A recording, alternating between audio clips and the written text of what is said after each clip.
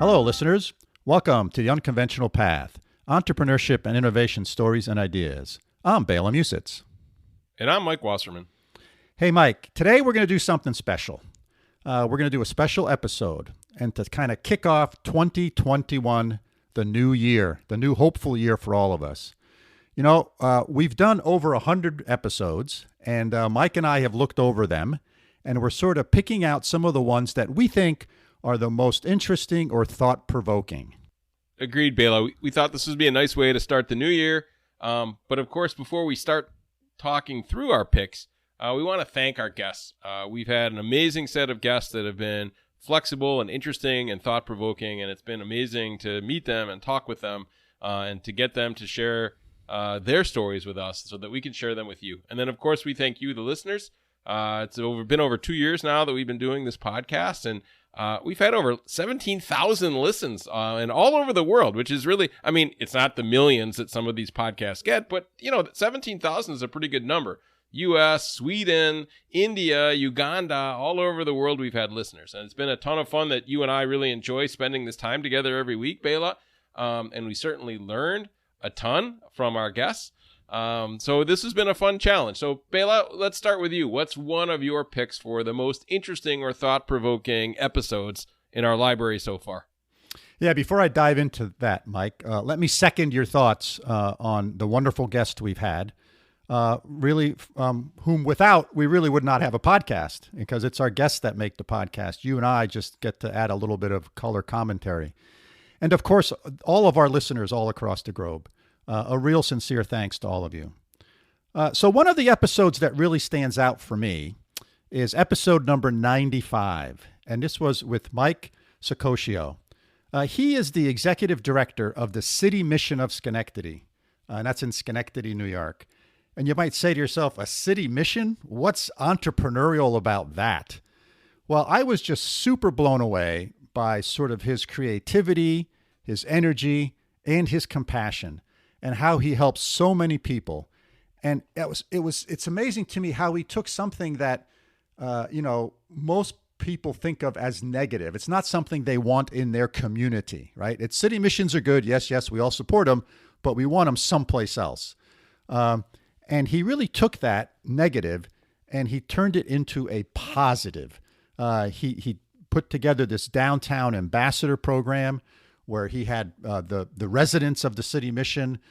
He trained them. He got them out into the town to help visitors find things, etc. And it was just, one of the many examples where Mike applied his sort of energy and creativity and entrepreneurship, his entrepreneurial skills, to do a complete win-win for both the city mission and for the city that it's located in and the neighborhood it's located in.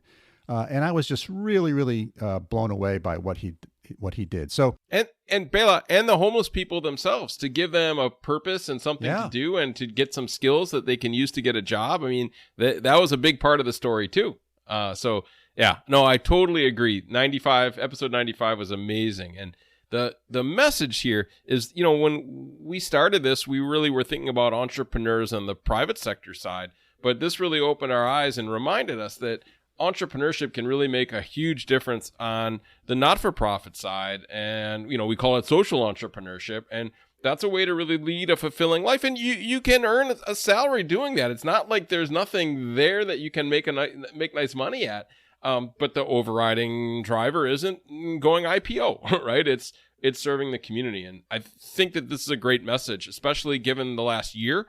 And given the uncertainty of the coming year, that getting people to also think entrepreneurially about the social side of things is a great message.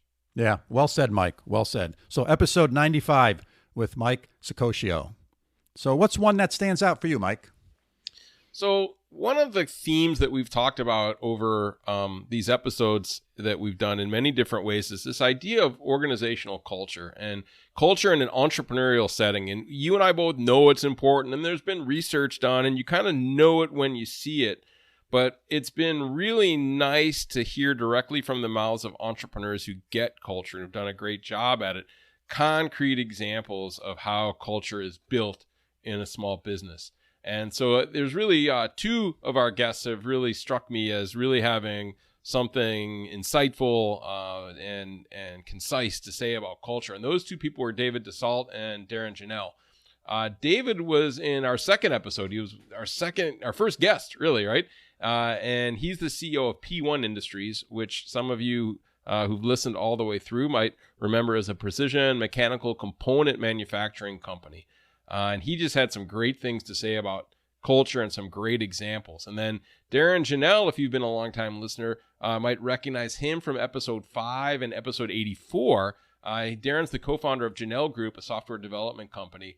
And yeah, Darren was on the show twice, which says something because we had him on two different topics. But he was great both times.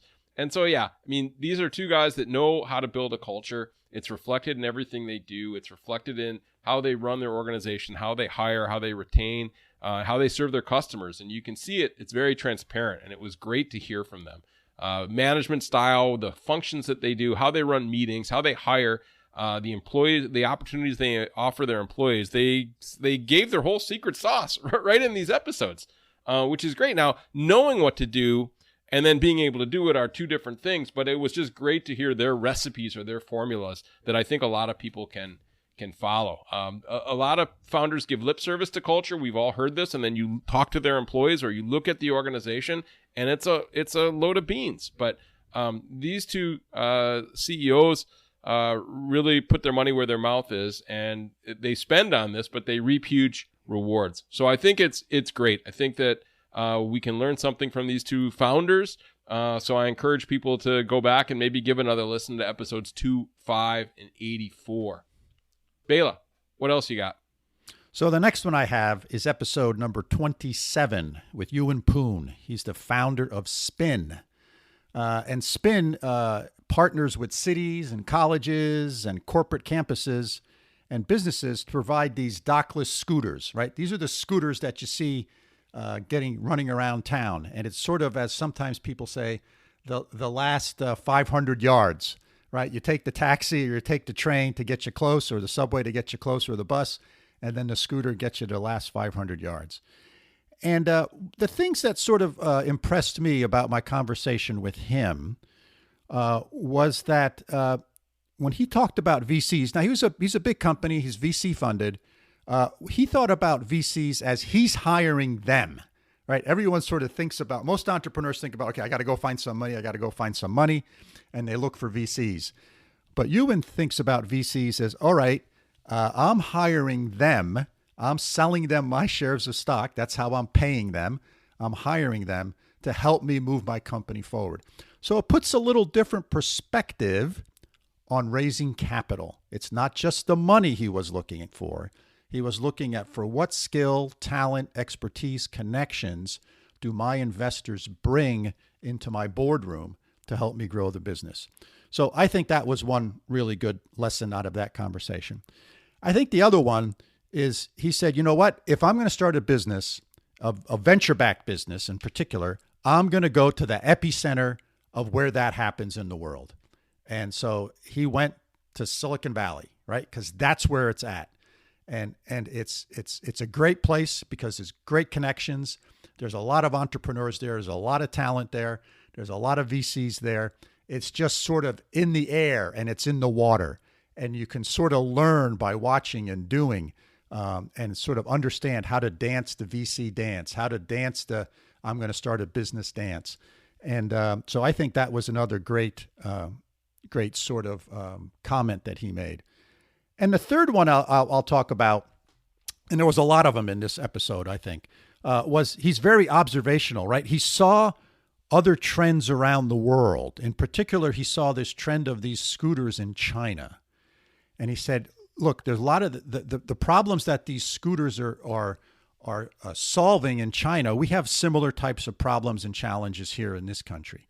So he took that concept, he observed that, and he took that and turned it into an opportunity. And he said, okay, I think we can use this here in this country. So this notion of opportunity recognition, right? Good entrepreneurs recognize opportunities. They're observational. and they recognize an opportunity, and then they test that hypothesis. They test that opportunity. Is it true? And they sort of can read the trends that are going on.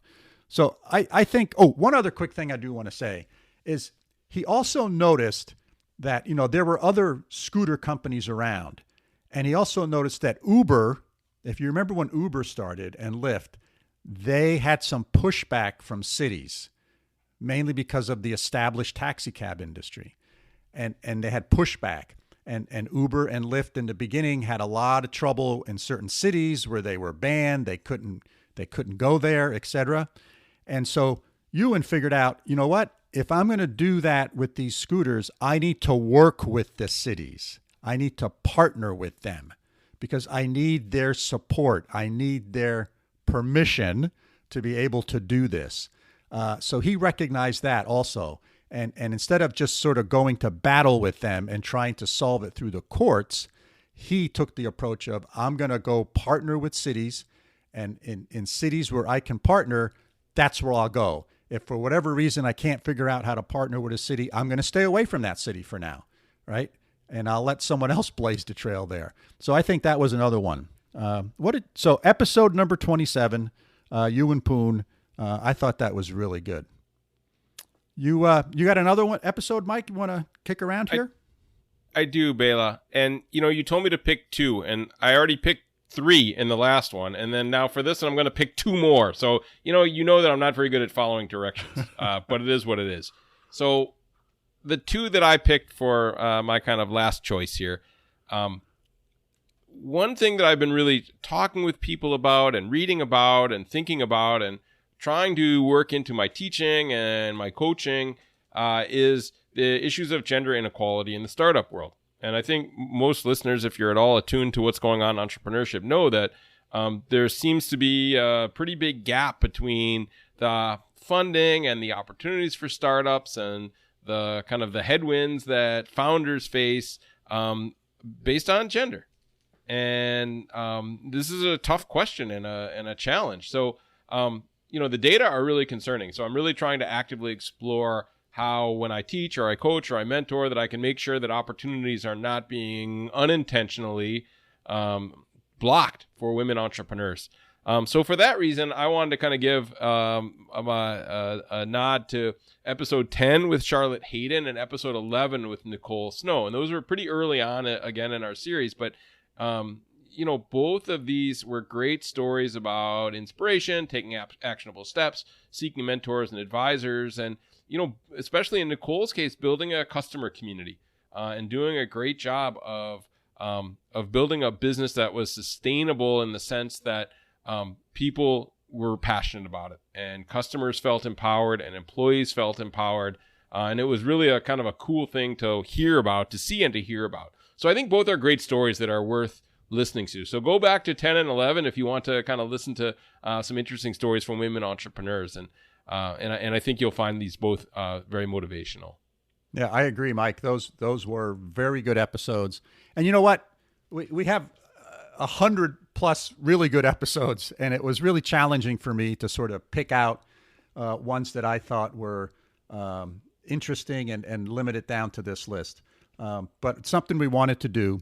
So in a quick summary, it was episode 95 with Mike Saccocio, episode 2 with David DeSalt, episode 5 and 84 with Darren Janelle, and episode 27 with Ewan Poon, and episode 10 with Charlotte Hayden, and episode 11 with Nicole Snow. So it was really been fun putting this together. And I hope it's a great way to kick off the new year. I can't say this. 2021, I guess is the way you say it, or 2021. 2021.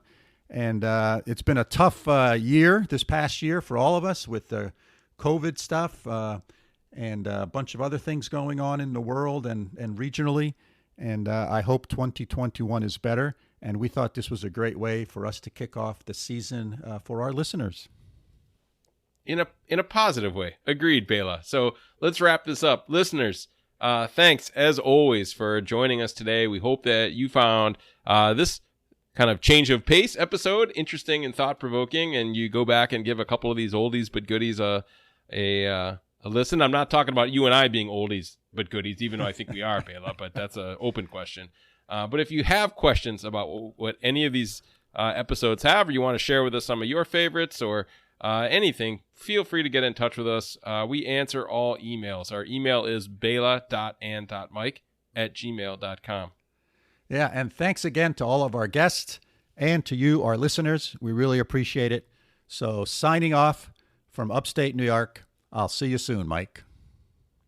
Thanks, Bela, from over here in Münster, Germany. As we say, auf Wiedersehen.